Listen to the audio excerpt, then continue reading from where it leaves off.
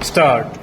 At the outset, I would like to say that the government and the members of the cabinet, the Honorable Finance Minister, myself, and the Prime Minister have spent several sleepless nights on this problem almost from the time when we took over in 1992 stove. Shri C. Rajgopalachari, who was then the Chief Minister of Madras, had brought this problem to the attention of the Government of India stove.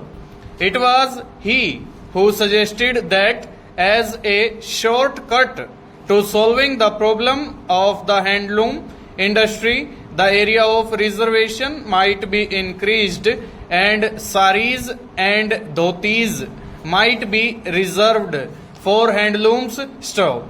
He was impelled to do that because of the intense suffering of the handloom weavers in South India stove. The Madras state, as it then was, retained the largest number of handloom weavers stove. There is no point in our saying today that millions of families are suffering or in our evaluating them in terms of numbers for the reasons that our statistics are all wrong stove.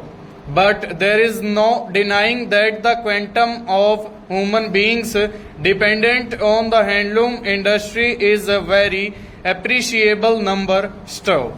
It does not matter whether the total number of handlooms is 28 lakhs or 16 lakhs in 2002 stove. So we need not quarrel about the numbers affected stove.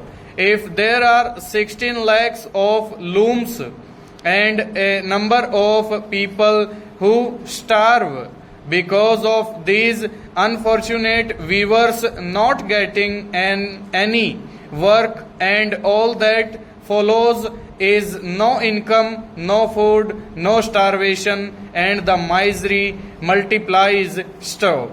It is essentially a human problem. It is not so much an economic problem, and we have been approaching this problem from the human angle stove.